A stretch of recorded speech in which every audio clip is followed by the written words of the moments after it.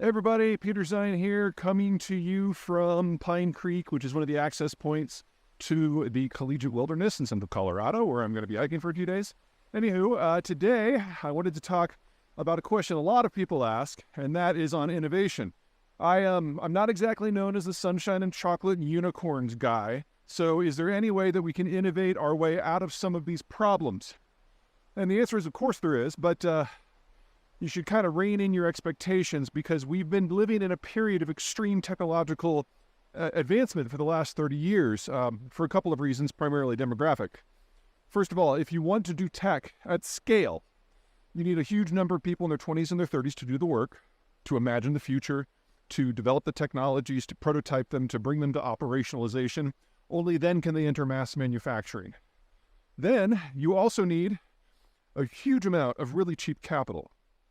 Because none of the stuff that the 20 and 30-somethings are doing is free. It all has to be paid for, and there's no income until you're on the back side of things. We've been in that environment since roughly 1990, 1995. We aren't anymore. The baby boomers are retiring. They're taking their money with them.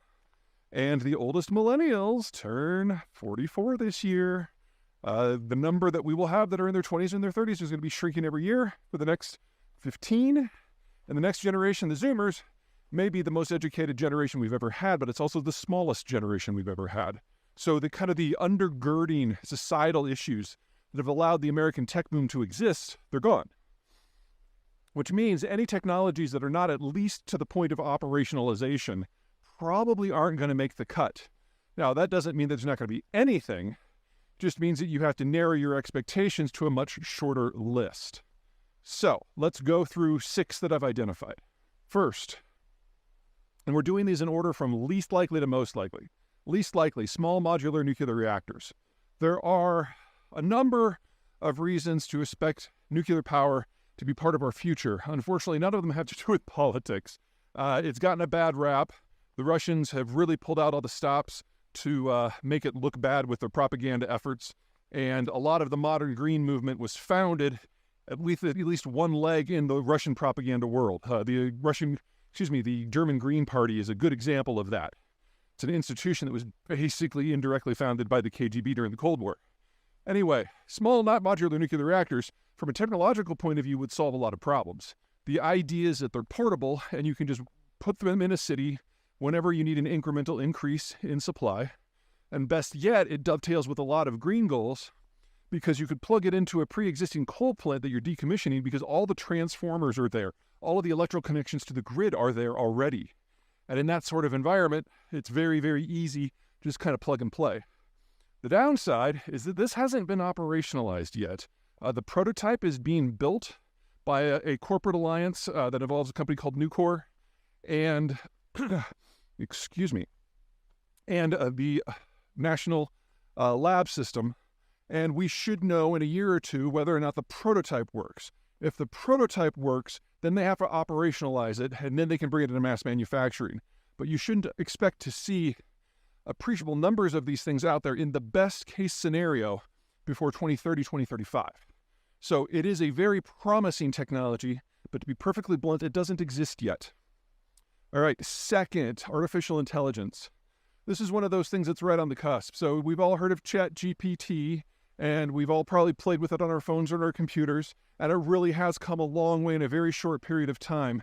And ChatGPT-driven or AI-driven programs are now available for purchase in a large number of industries, and they're having a very sizable impact. The problem here is going to be hardware. Not every chip is capable of doing the kind of processing that is required for AI. It's really only the best chips that are available, and those are the ones that are like 4 nanometers and smaller. Now, all of these chips, almost all of them, are manufactured in Taiwan, and if you put the security issue of the China-Taiwan issue to the side for a moment, which, is relevant, the real problem is the ecosystem that supports that manufacturing. To put it in military terms, Taiwan is simply the point of the spear. Everything that's behind that thrust requires globalization. You've got several thousand companies, I think it's about 9,000 now, that are involved in building the stuff that allows us to build those chips. And half of those steps are only done by one company in one country with a single staff who has no global competition and who has only one customer. It's globalization in its perfect form, and it's taken us 60 years to get here. So if you break down globalization really anywhere of significance, you're going to lose the ability to make those chips in mass. Now, we can rebuild that ecosystem, but that's a decade process in an environment where we don't have a lot of capital. Okay, so that's number 2. What's number 3? Number 3 is space. One of the many, many things that Elon Musk has done in his illustrious career is create something called SpaceX, which has dropped the cost of launching things into orbit by about 90%. It's not really a crazy idea that you should reuse your rockets, right? Anyway, by dropping those costs, we have been able to open up the frontier of satellites to pretty much any industry who's interested. A lot of this is now going into R&D, which is giving us a less expensive way to do tech development, which is overall great. But mostly, I think it's going to be those industries that are dependent upon transfer of information. It was one thing when the U.S. military had a monopoly, when the U.S. military had a monopoly on global communications. We're not in that world anymore. And now private companies can have constellations of satellites that allow for instantaneous transmission of information, and it's increasingly so at scale. So, satellite communications at scale, at a corporate level, maybe even down to the personal level, where any company of mid-size or better can have their own secure satellite network. That is going to generate a lot more connectivity than we've been used to seeing even with the web. And it's going to allow people to compartmentalize it and keep it secure, which will, at least in part, overcome some of those restrictions on technological development. So expect to see a lot more in this space. And who knows? Space tourism might turn out to be really interesting, although I'm not holding my breath. Getting a person into space requires a habitat. And until we have that habitat, I wouldn't really count on it really going anywhere too extreme. Okay, what's next? Number 4, biologic drugs.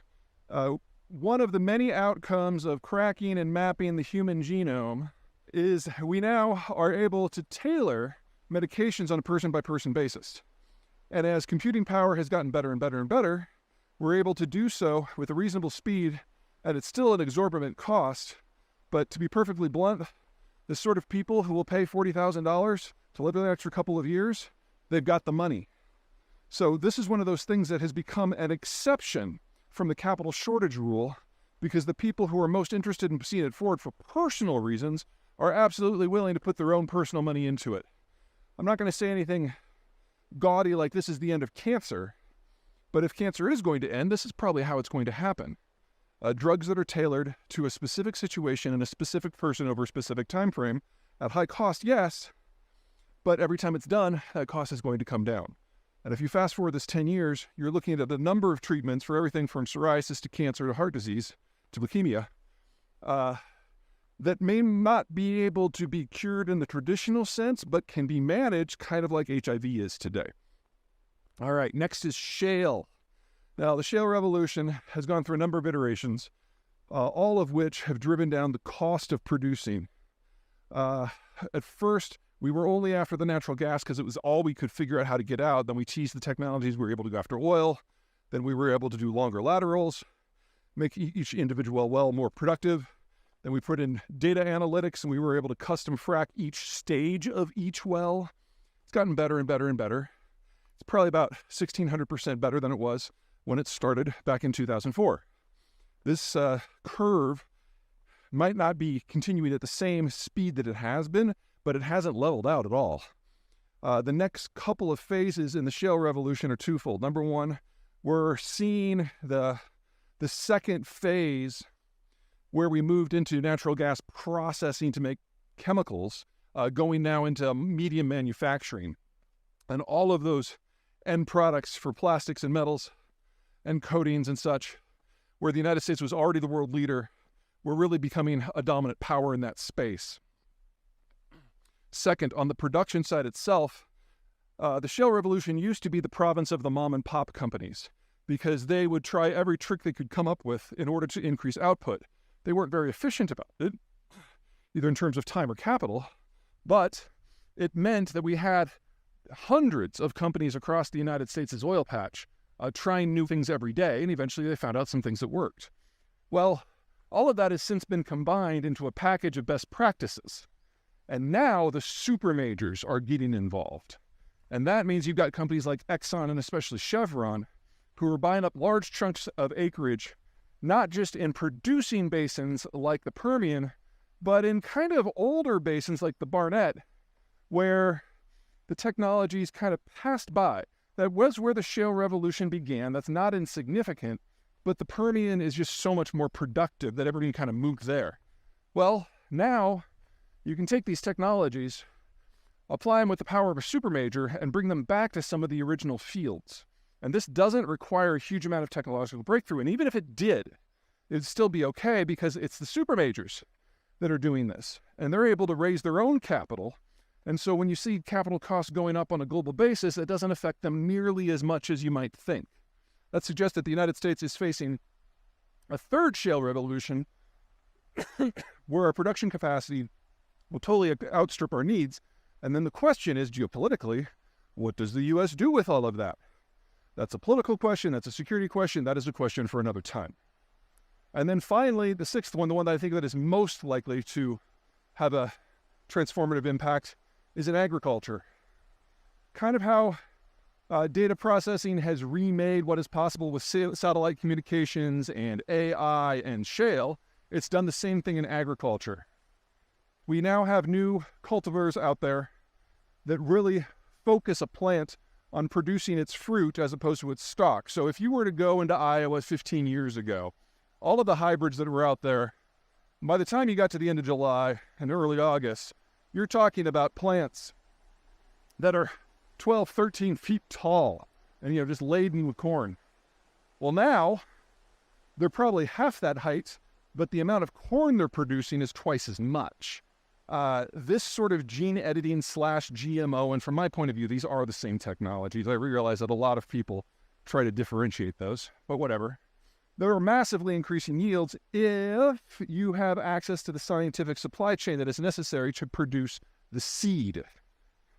In addition, AI married to agriculture raises the possibility of individual care for each individual plant. And once you remove broadcasting and put that in, the cost of inputs to the system for pesticide, the fertilizer, and the rest go down dramatically, even as the yield per plant goes up. So in the United States by 2032, I have no doubt that agricultural output for all of the row crops is going to be roughly doubled, maybe even more. And the best part of this is it's not dependent on everything else. Like, let's say we lose the capacity to make AI chips at scale. Well, the AI chips that you're going to need in agricultural equipment are not going to be much more than you would need for a normal car.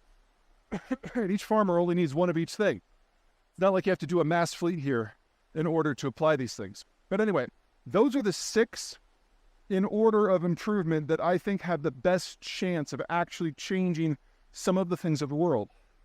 Now, you'll notice a lot of these disproportionately benefit first world countries.